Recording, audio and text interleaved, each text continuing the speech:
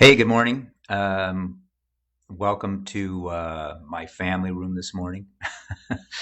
I'm still on vacation, so I got a couple more days left, but obviously wanted to pause with you on a Sunday morning and spend a little time together. Clearly, this has been a unique weekend. Really has. For many of us, we had such plans for the 4th of July, and then with the rise in coronavirus cases, we were kind of forced to pull back a little bit, maybe even to wake up again to how virulent this virus really is across the planet. So, been a kind of a tough weekend, trying to get used again to the kind of the weight and the ache, even the restraint that's required to navigate these days. It's nuts. So, anyway, let me pause for a minute while you kind of hop on board this morning and do a shout out to each other. It is the only way we can be church together right now, or to be community together, is in this sort of social distance environment. So it's good just to connect with others and let them know that you're here. And as you see people log on this morning, just to simply hold them in your heart, be present for them, to try to feel that sense of community, despite us all connecting via our own isolated pods. So it's important to do that. We all kind of hunger for community, and yet our communities are so limited these days.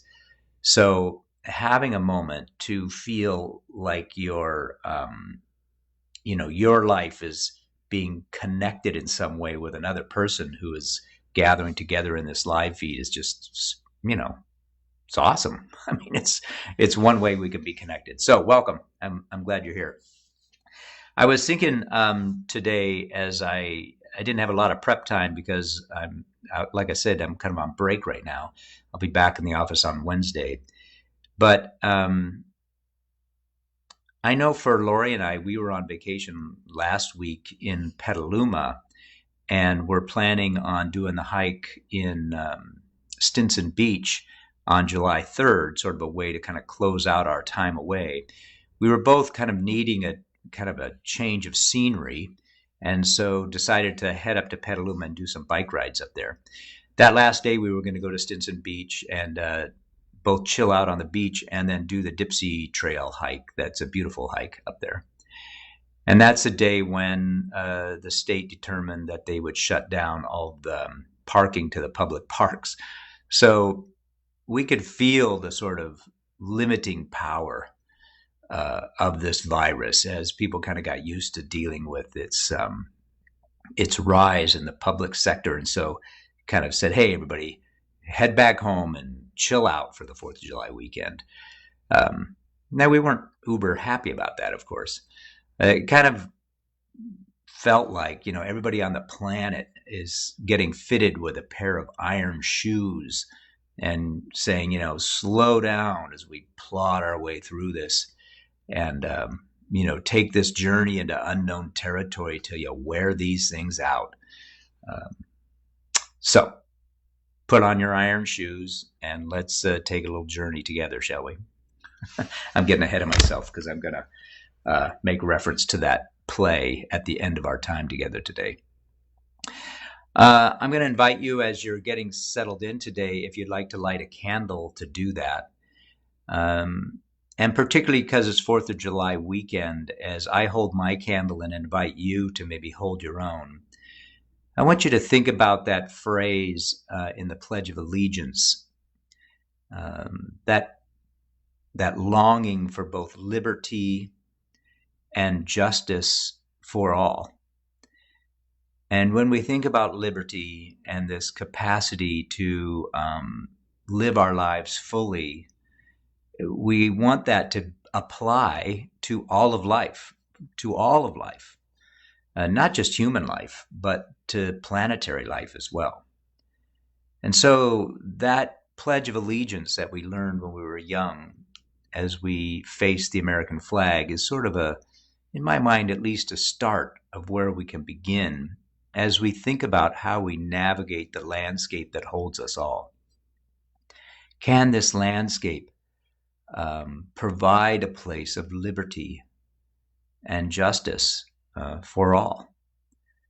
And for me, on this 4th of July weekend, that's really the question I want to continue to hold in front of myself, is as I begin to think about how we can reconfigure society collectively or have a relationship with the planet, can I hold to some of those core values and make sure that I'm advocating for or living into that that beautiful concept that all are free enough to pursue a life that feels like it's the life that each person, each species is to be living, to be free to grow into that, but that we have to do that collectively, that there is some sort of equity piece or justice that all experience along the way.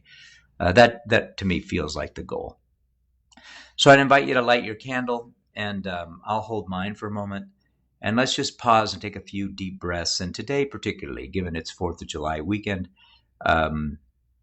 maybe if you feel comfortable with that, use that mantra of liberty and justice for all as kind of a centering mantra that settles down into the landscape of your soul as we kind of honor the spirit of this weekend.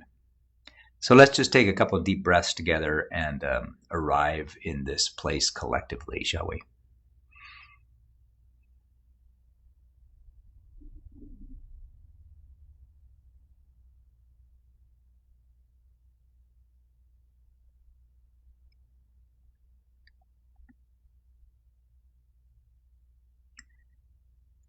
Held within the great gift of life, we rest for a moment this Sunday, or whenever we gather to tend to our own soul's complex and beautiful landscape.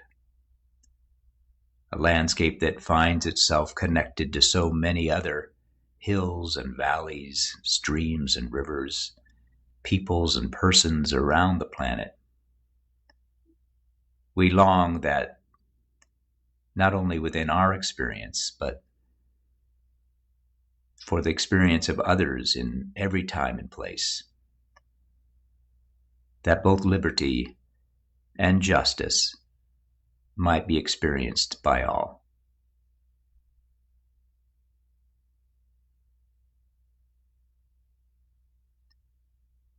May this be a longing that we live into, both individually and collectively.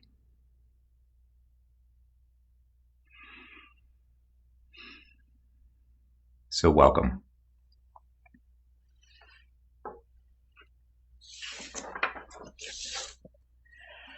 So part of me feels a little ill-equipped to deal with the just the rise and fall of kind of the human experience that we're collectively engaged in.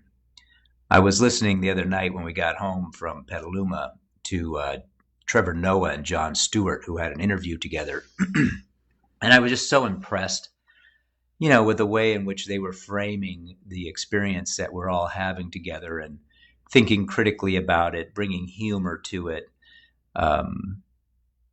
It's such a craft to be able to tend to the present moment and arrive at it with a sense of depth and critical thinking and reflection and good humor and soul and spirit. That really is the challenge of our time.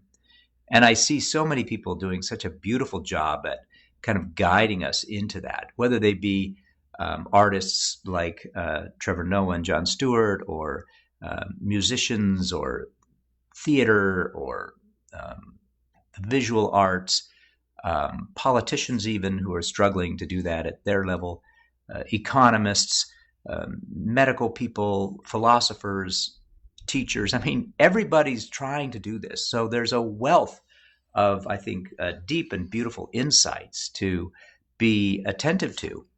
as we each try to navigate our way through this.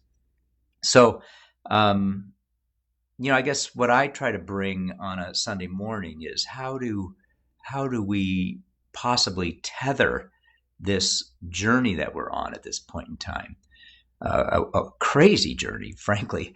How do we tether it to our religious experience, our inner soul, our spiritual sensitivities, kind of that world within that many of us have learned how to foster?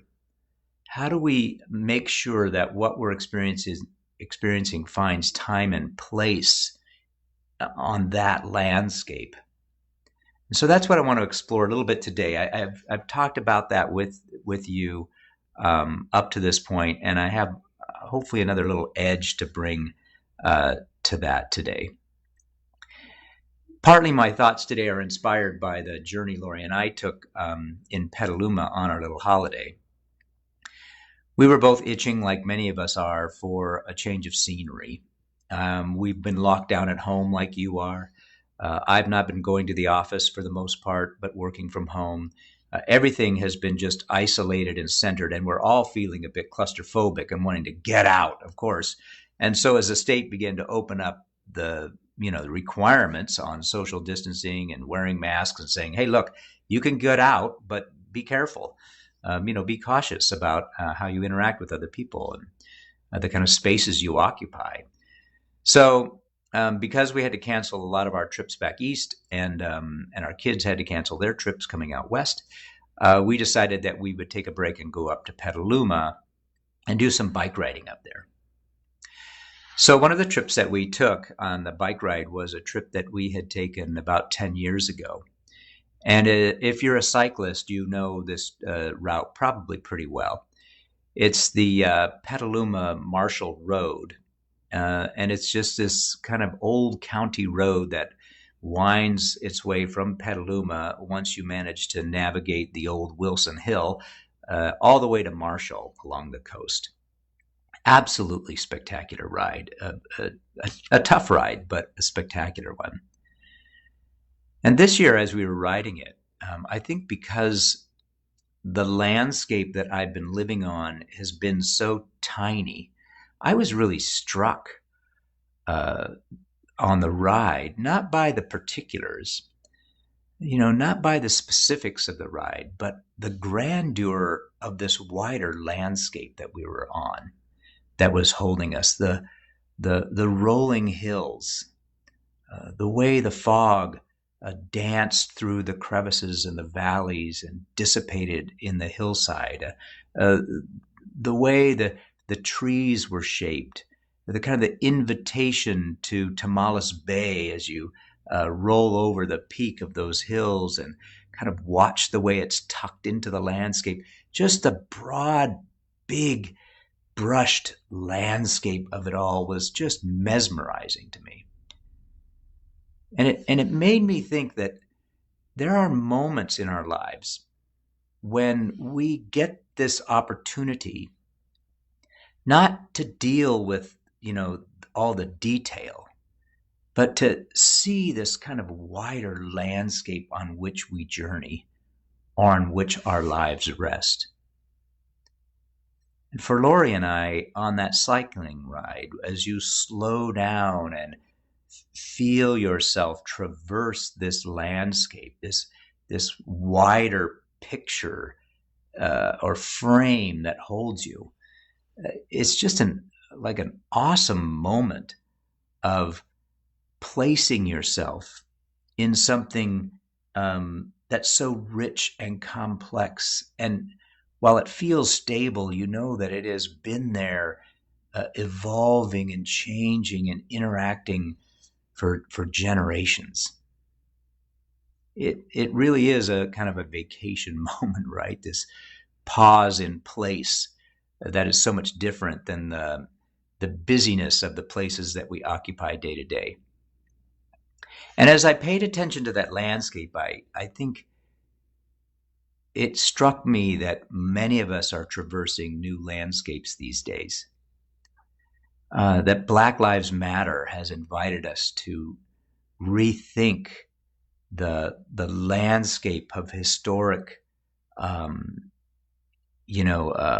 systemic racism that's been a part of the fabric of our shared culture for so long. We've awakened to the complexity of that landscape and are having to journey on it now in a different kind of way. We feel ourselves on that kind of landscape. The same is true with the way in which our country, particularly, and even other countries, are navigating the management of their healthcare systems. We see ourselves now on these kind of broader landscapes that maybe we didn't notice as much before, but are present for us in a new way.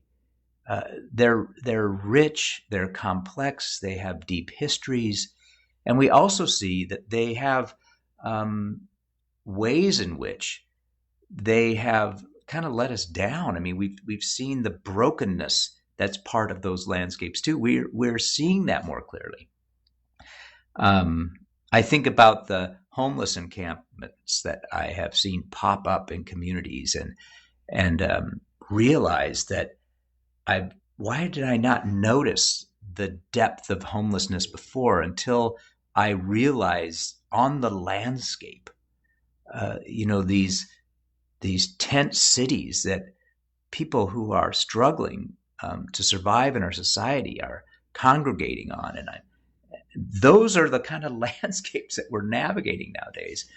And so how do we, I guess my question is, how do we place ourselves on those? And how do we allow ourselves to be present in those in a way that is informed by our deepest values and can maybe affect our deepest held values, right? How do you tend to those places with the vision of liberty and justice for all?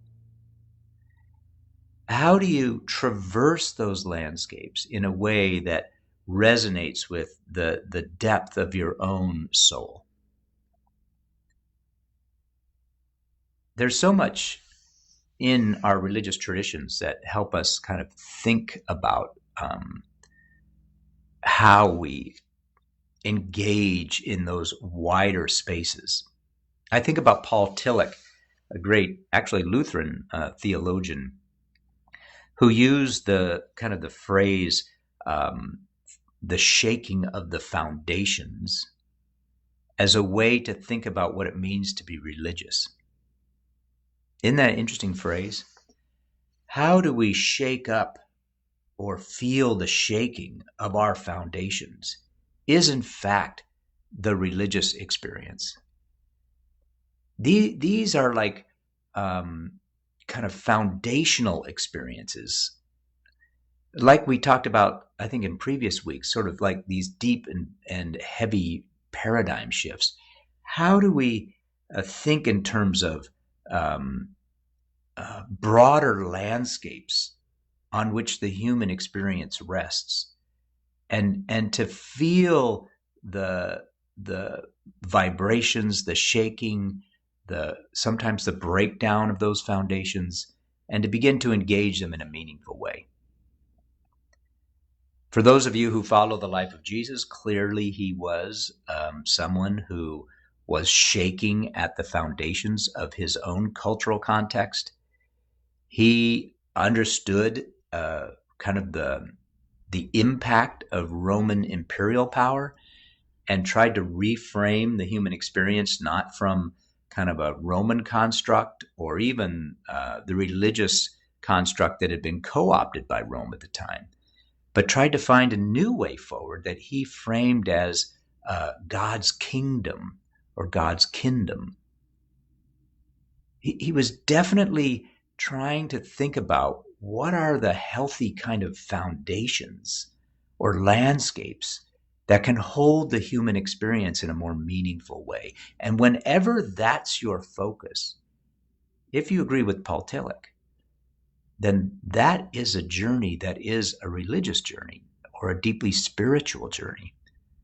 That is a foundational journey that calls us all to participate with our intellect, our bodies, and our deepest, deepest feelings and sensitivities. I think that's the journey we're on these days. So the question becomes, how can you engage that journey in a spiritual way? And one of the things that we notice is oftentimes, if we think about religious leaders, those journeys require us to move through a transition or a transformation.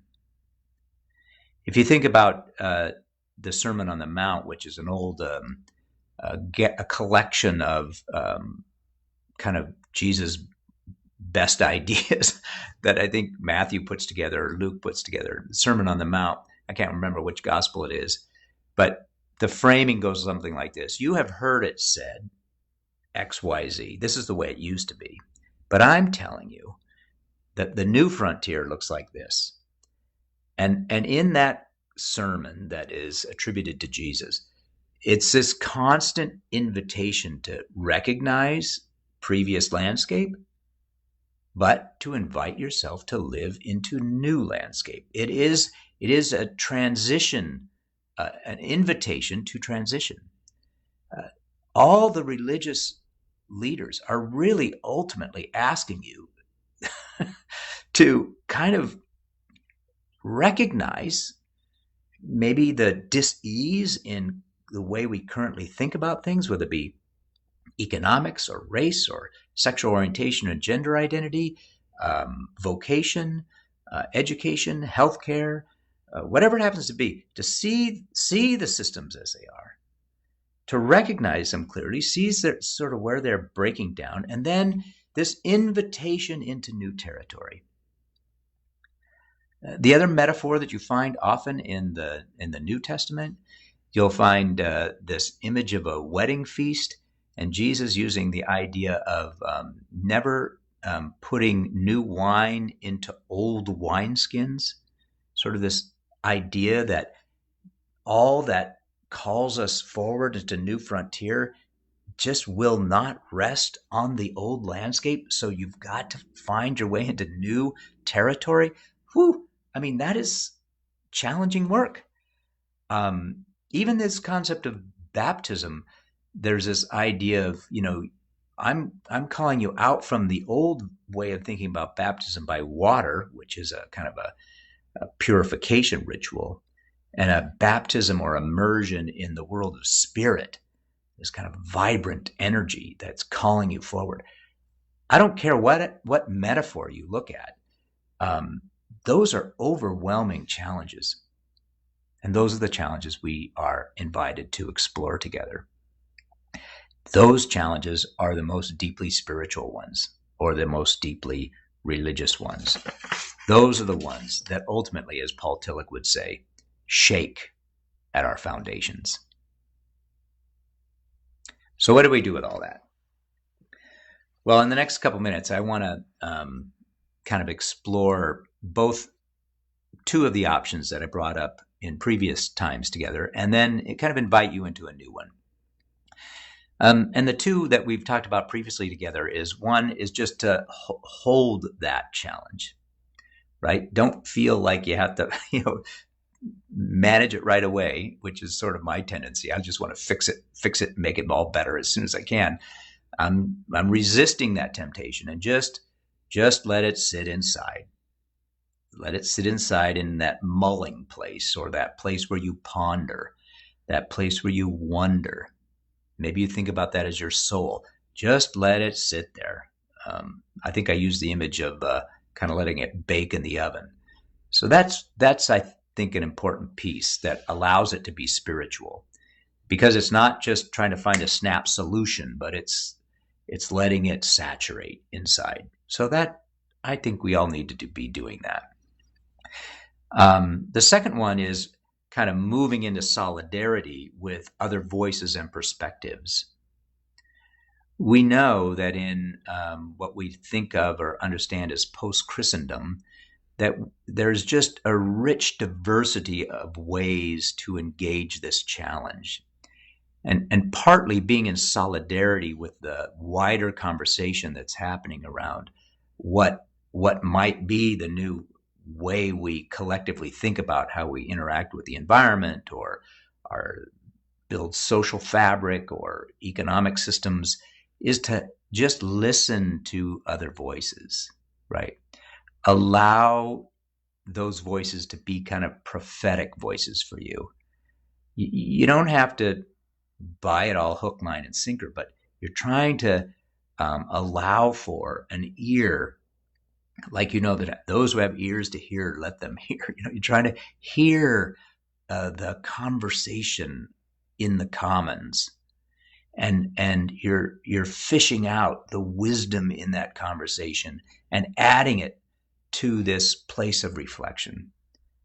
You're in solidarity with this wider conversation. And the image I used, I think it was just last week, was the image of the funnel, to think about all the content coming down and allowing yourself this capacity to realize that you're just one individual that rests on this wider conversation that we're having. So how do you tend to it and find yourself as part of that wider conversation? Kind of as a sidebar, I think it's one of the reasons why I'm so delighted that we picked Creekside Commons as another way to identify our site, because much of this conversation is going to happen in the commons and not just in religious organizations or institutions. So this is a collective conversation that we're going to have. And today, I want just to tell you a little story that might invite you kind of into a sense of ache, into a sense of a softening of your,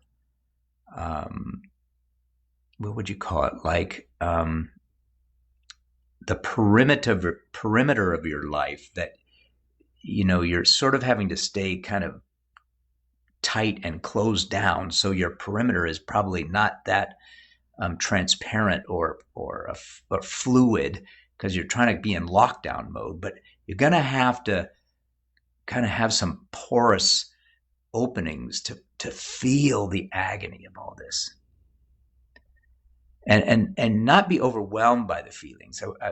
I'm sitting in my sofa because last night Lori and I watched a play from here with our favorite theater group that I'm going to talk about, and there was a moment in the play when, in order to awaken a falcon who was in an eternal sleep, the woman was invited to drop a few of her tears onto the falcon to awaken this falcon. And she says, I can't cry. And they said, why can't you cry? And she said, well, I can't cry because if I start, I don't know that I'll ever be able to stop. Pretty powerful moment. And for many of us, we're a little bit like that. We want to be able to feel this at some level, but not to the point where we're overwhelmed, but we want to be able to really feel this. It's one of the reasons why we put together that piece, A Moment to Grieve, on YouTube, is that we want to just invite people to kind of feel the agony of this. And I think it's a component of allowing this to feel more spiritual. To explore that, I want to just share with you some of the wisdom that came out of the play that we watched last night. We've seen before. It's called The Iron Shoes, put on by shotgun players in Berkeley. And the play, I think you can get into this. The person I want to focus in on the play is the narrator. There's 3 narrators at the beginning of this play. And the play begins to unfold, and the narrators are not off stage, but on stage. And as the play begins to unfold, one of the narrators is so taken by the play itself that she can no longer be the narrator of the play, but she wants to be in the play. And so she gives of herself. She disrobes her narrator outfit, and she takes on the outfit of one of the characters in the play. And the other 2 narrators are like, no, that's not our role. Our role is to be distant and objective. Don't fall into this play. We're here to narrate it. And they refuse to allow themselves to feel the play or fall into the play, but but to stand objectively back and to observe it. The one narrator falls into the play itself and loses herself in the play and is now a part of the unfolding of this play called Iron Shoes, right? Iron Shoes is a fairy tale. I can't remember which country it's from, but three women who are the youngest children in each family are cursed at some level and have to journey through life wearing a pair of iron shoes. It feels pretty relevant to us. And with these iron shoes on, they have to journey in search of their future, wearing these iron shoes until the iron shoes wear out and ultimately fall off. And with these iron shoes on, they can barely move, right? They take one step forward and then they have to pause and gain some energy, as if time moves on without them, and then they can move the next step. They have to move so slowly, it just drives them crazy. The grief and the agony of watching these three women journey wearing these iron shoes is just overwhelming.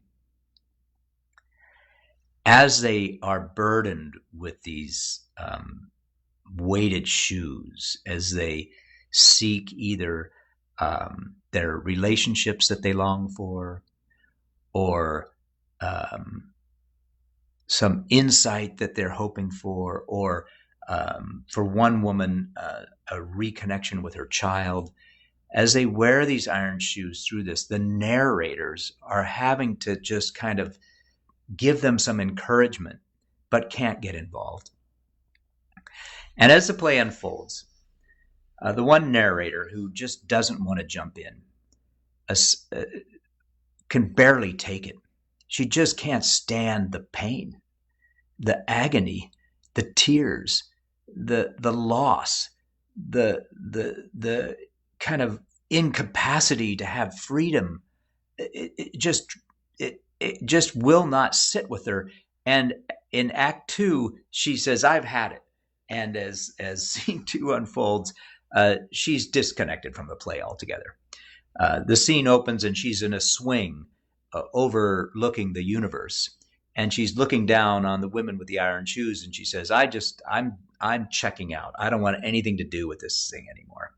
And she begins to fantasize about having total freedom, being a child of the universe, being able to do whatever she wants to do, to create whatever kind of world she wants to create. She's just, she's done with the agony. But gravity will not let her off the hook. And before too long, she finds herself with her own pair of iron shoes on. And the narrator, the one who could at least have the gift of observing this agonizing experience from a distance, could no longer experience it that way. But she had to take the journey that these three young women were on herself.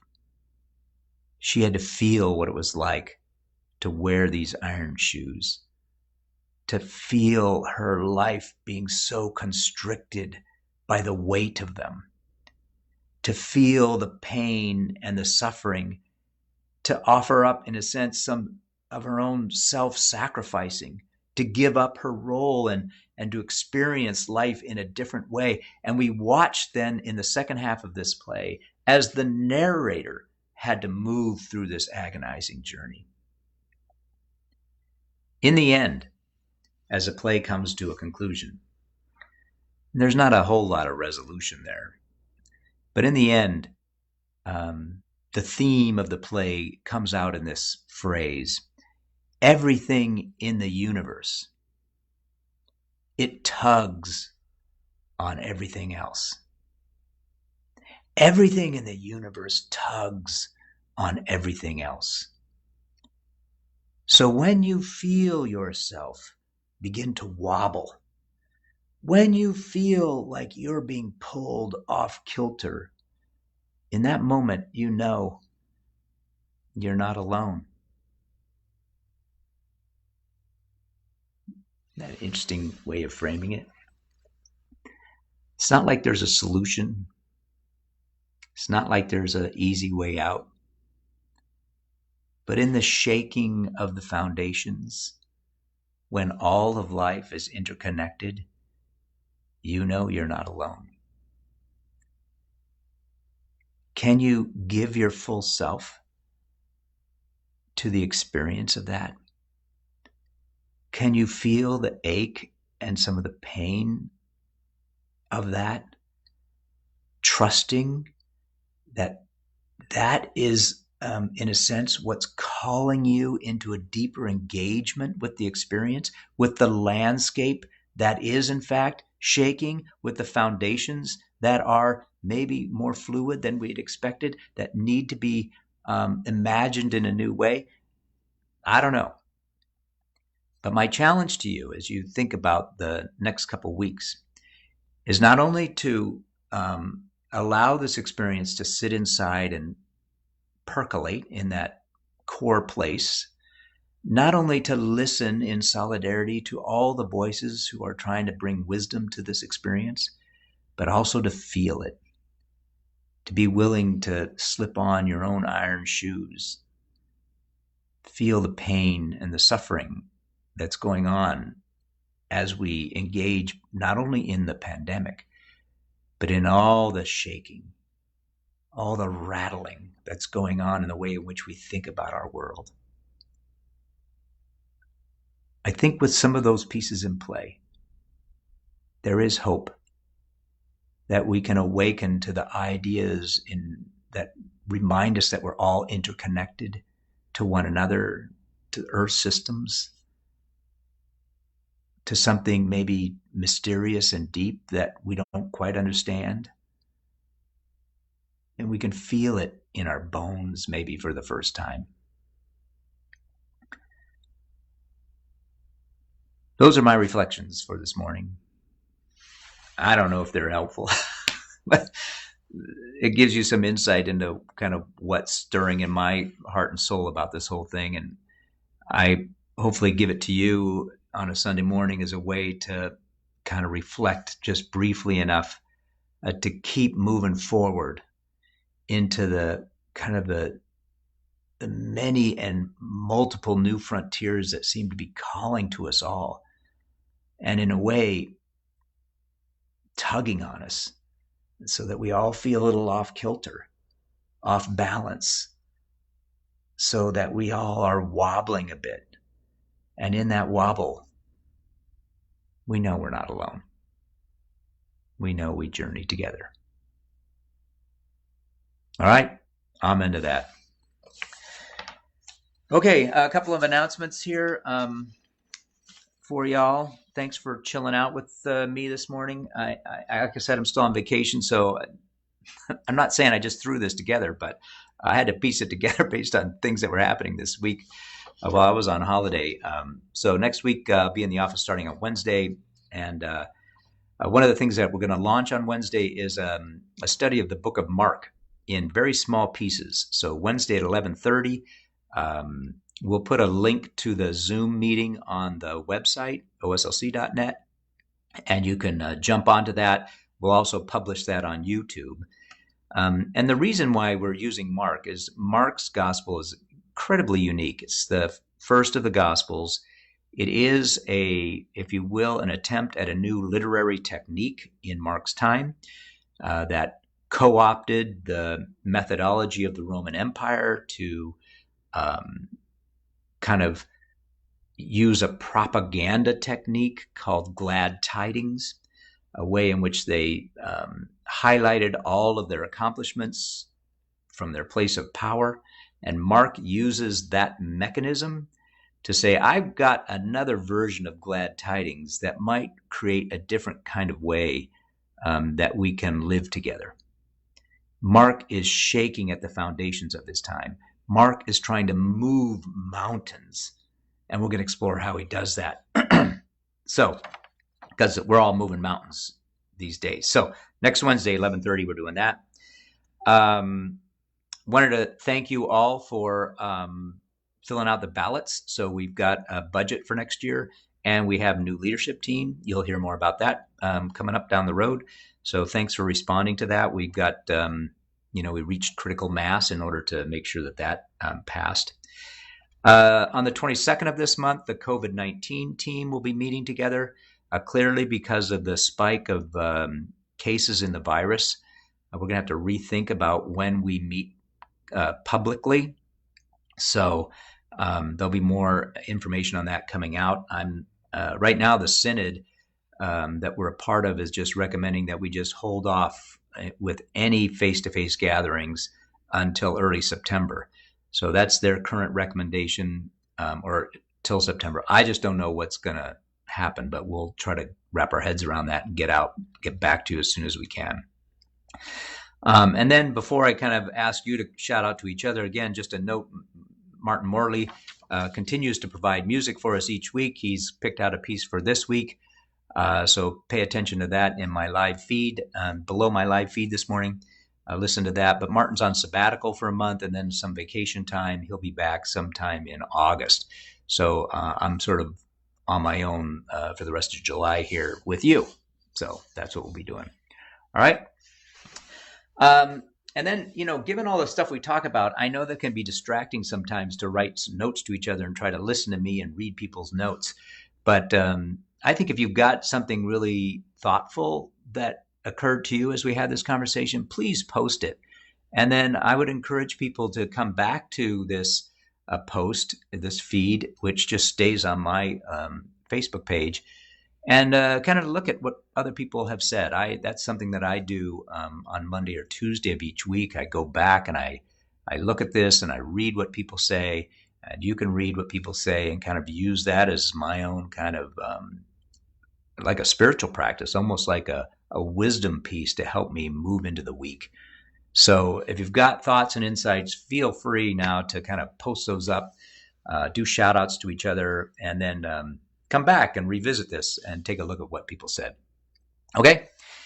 Finally, I think just a note, we're going to shoot, I don't know if I can do it this week, but I'm going to try to create a communion kind of service for you. Since many of you have asked that we do communion, and we can't do it physically, for you to be able to do it in your own home. So I'll have that up. And we have another clergy person in our congregation who's working on a Taizé service. So we're hoping to put some of that together for you in the next couple of weeks. All right. That's it for this morning. I'm off on another bike ride, try to extend this vacation for the last couple of days here before I get back to work. Blessings to you on this 4th of July holiday weekend as you live into that great mantra, may the landscape we journey on hold liberty and justice for all. Peace.